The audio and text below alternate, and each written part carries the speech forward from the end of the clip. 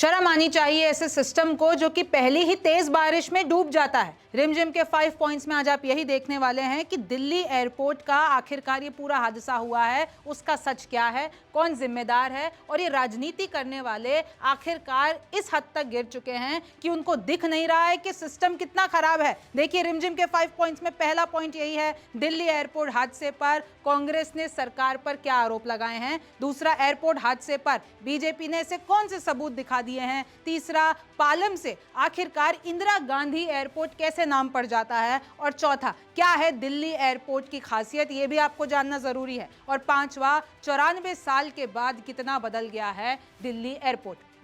तो नमस्ते, मेरा नाम रिमझिम जेठानी है और आप रिमझिम के 5 पॉइंट्स देख रहे हैं। सबसे पहले मैं आपको कुछ तस्वीरें दिखाना चाहती हूँ। सबसे पहली तस्वीर ये है, ये ब्लर मैंने इसलिए की हुई है क्योंकि इसके नीचे एक डेड बॉडी है, उस कैब ड्राइवर की डेड बॉडी है जो कि सुबह को एयरपोर्ट पे खड़ा हुआ होता है लंबी लाइन में और अचानक टर्मिनल की छत उसके ऊपर आकर गिर जाती है और वो ऐसे का ऐसा उसके नीचे दब के उसकी मौत हो जाती है। और कैसे गिर जाता है वो छत जो है, कैसे गिर जाती है उसकी तस्वीरें देखिए। दिल्ली एयरपोर्ट पर न जाने कितनी यात्री, चाहे डोमेस्टिक फ्लाइट्स हो, इंटरनेशनल फ्लाइट्स हो, सबसे बिजी एयरपोर्ट है और उसकी तस्वीरें देखिए कि कैसे पूरा का पूरा जो ये टर्मिनल की छत है, जितने भी पिलर्स हैं वो गिर जाती है और ऐसे तबाही मच जाती है। देखिए, ये पूरी लंबी लाइन, आप भी गए होंगे, आपको भी पता होगा कि कैसे पूरा हादसा हो जाता है। और उस वक्त वहां पर क्योंकि फ्लाइट टाइमिंग्स थी तो वहां पर लंबी लाइनें लगी हुई थी। तो देखिए, कैब ड्राइवर की मौत हो जाती है, 8 से ज्यादा लोग घायल हो जाते हैं। सुबह 5 बजे गाड़ियों की लंबी लाइन लगी होती है और टर्मिनल 1 की छत गिर जाती है।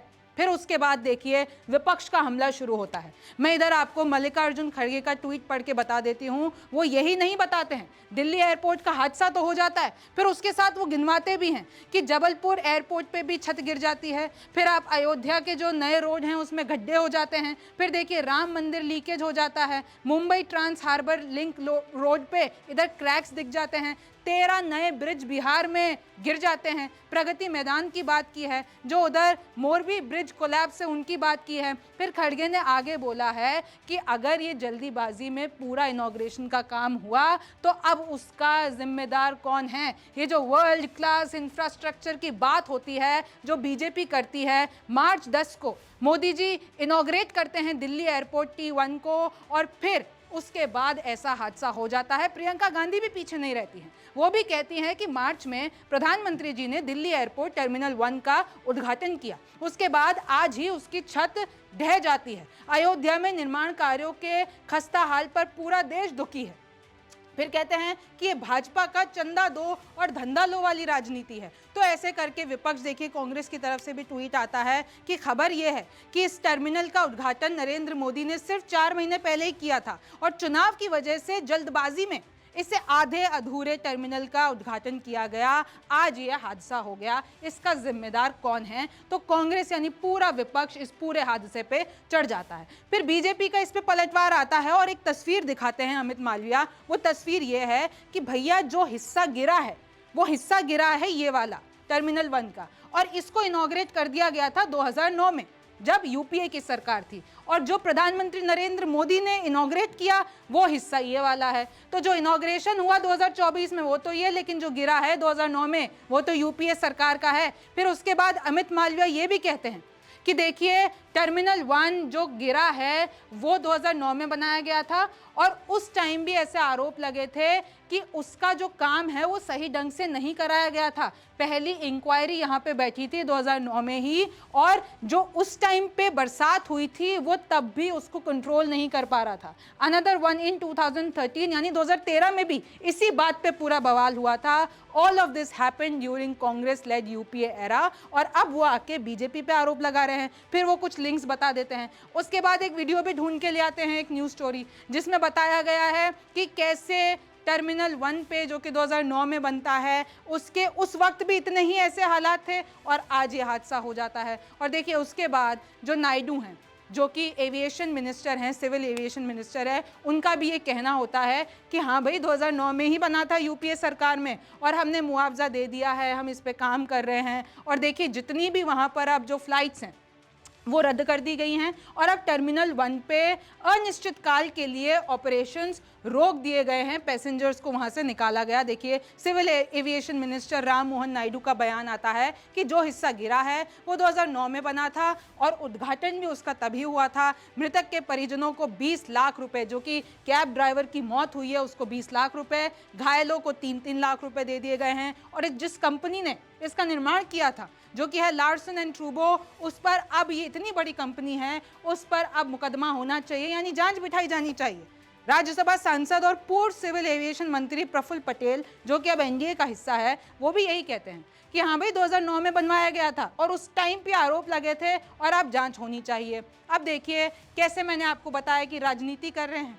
इतना बड़ा हादसा हो जाता है दिल्ली एयरपोर्ट पर, राजधानी में, और उसके बाद ये आपने बनाए, मैंने बनाया, ये गलत, मैं गलत। लेकिन अब मैं आपको थोड़ी सी इंफॉर्मेशन भी बता देती हूँ कि कैसे इस एयरपोर्ट का नाम पहले पालम था और कैसे वो इंदिरा गांधी एयरपोर्ट बन गया। तो देखिए, पालम जो है वो पालम में पहली बार विश्व युद्ध दूसरे के वक्त में रॉयल एयर फोर्स बेस बना था। फिर आज़ादी के बाद पालम इंडियन एयरफोर्स बेस बना यहाँ पर। भारत सरकार ने उसके बाद इसको कमर्शियल एविएशन शुरू कर दिया यहाँ पर और 1962 में पालम एयरपोर्ट बन गया ए पैसेंजर एयरपोर्ट। इसके बाद 1 घंटे में, मैं आपको बता दूं तब की ये स्थिति थी कि 1 घंटे में मैक्सिमम वहाँ पे 1300 पैसेंजर्स ही संभाले जा सकते थे।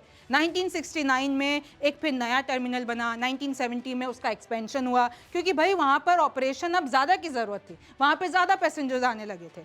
इंदिरा गांधी की मैं आपको बता दूं, जो कि पूर्व प्राइम मिनिस्टर हैं, उनकी 1984 में मृत्यु हो जाती है और 1986 से T2 का निर्माण कार्य, जो कि दिल्ली एयरपोर्ट का है, वो शुरू हो जाता है। फिर उसके बाद जो यूपीए सरकार होती है वो पालम एयरपोर्ट का नाम बदलकर उसको कर देती है इंदिरा गांधी इंटरनेशनल एयरपोर्ट। अब आपको दिल्ली एयरपोर्ट की कुछ खासियत भी बता देती हूँ। दिल्ली एयरपोर्ट पर 3 टर्मिनल है, T1, T2 और T3, और आई एम श्योर आप भी कभी ना कभी गए होंगे। हर दिन लगभग 1400 फ्लाइट्स यहाँ पर ऑपरेट होती हैं। हर साल 7 करोड़ से ज़्यादा यहाँ पर पैसेंजर्स होते हैं। सबसे बिजी एयरपोर्ट का इसको खिताब मिला हुआ है। T1 में केवल इंडिगो, स्पाइस जेट की ही डोमेस्टिक फ्लाइट्स जाएंगी। जो ये रूफ का हिस्सा गिरा है जो T1 टर्मिनल पे, वहाँ पर सिर्फ और सिर्फ डोमेस्टिक फ्लाइट्स ही ऑपरेट होती थी, यानी इंडिगो और स्पाइस जेट। भारत का 4 रनवे वाला ये एकमात्र एयरपोर्ट है। और मैं बता दूँ, इसका जो तीसरा रनवे है वो एशिया का सबसे लंबा रनवे है, यानी रिकॉर्ड है इसके नाम पर। स्काई ट्रैक्स ने आईजीआई एयरपोर्ट को 4 स्टार की रेटिंग दी हुई है। क्यों दी हुई है? क्योंकि वहाँ पर साफ सफाई बहुत ही अच्छी है, वहाँ पर आराम करने के लिए, भोजन करने के लिए, खरीदारी के लिए, स्टाफ सेवा से रिलेटेड सारी जो सुविधाएं हैं वो बेहतरीन हैं। अब 5वां देख लीजिए कि 94 साल में कितना बदल गया दिल्ली एयरपोर्ट, ये भी आपके लिए जानना ज़रूरी है। 1986 में मैं आपको बता दूँ, T1 से पहले डोमेस्टिक फ्लाइट्स चलती थी, T2 से इंटरनेशनल फ्लाइट जाती थी। सरकार ने 2006 में इसे प्राइवेट कॉन्ट्रैक्ट यानी प्राइवेट हाथों में दे दिया और फिर T3 का निर्माण कार्य शुरू हुआ, जो कि बनने का पूरा उसको वक्त लगा। 2019 तक ये बनता ही रहा। अब यहाँ पर हो जाती है GMR की एंट्री। फिर GMR की जैसे ही एंट्री होती है तो उसने पूरा दिल्ली एयरपोर्ट का नक्शा बदल के रख दिया। मैंने आपको बता दिया 2006 से 2019 तक ये T3 टर्मिनल जो है वो बनता रहा। T2 फिर कुछ वक्त के लिए रिन्यूअल के लिए बंद कर दिया गया उसको। फिर मैं आपको बता दूं कि T3 पे इंटरनेशनल फ्लाइट्स भी जाती थी, डोमेस्टिक भी जाती थी। टर्मिनल 1, 2 और 3 के बीच में बस एक ही कमी है कि कोई एयर साइड कनेक्टिविटी नहीं है। हालांकि मैं आपको बता दूं, दिल्ली इंटरनेशनल एयरपोर्ट लिमिटेड जो है एक जॉइंट वेंचर है। DIL एक जॉइंट वेंचर है और इसमें किसकी कितनी हिस्सेदारी है? 64% हिस्सेदारी है GMR एयरपोर्ट्स लिमिटेड की, 26% हिस्सेदारी है यहाँ पर एयरपोर्ट्स अथॉरिटी ऑफ इंडिया की और 10% हिस्सेदारी है यहाँ पर Fraport AG Frankfurt airport services world wide की। तो इस तरीके से यहाँ पर पूरा मामला है। लेकिन फिर हम घूम के उसी सवाल पे आ जाते हैं। ये जो तस्वीरें मैंने आपको बताई थी और जो आज आप सोशल मीडिया पर तस्वीरें देख रहे हैं कि पहली ही बारिश में कहीं पर गड्ढे हो जाते हैं, कहीं पर गाड़ियाँ गिर जाती हैं। वो मिंटो ब्रिज आपने देखा होगा जो CP पर है, उधर 62 साल से, यानी आप देख लीजिए 62 साल से वहाँ पर उसकी हालत कभी ठीक ही नहीं हो पाई है। चाहे कोई भी सरकार हो, यूपीए सरकार हो, चाहे बीजेपी सरकार हो। अरे भैया, आप पहले सिस्टम तो ठीक कीजिए। एक ही बारिश आती है और उसमें आपका जो सिटीजन है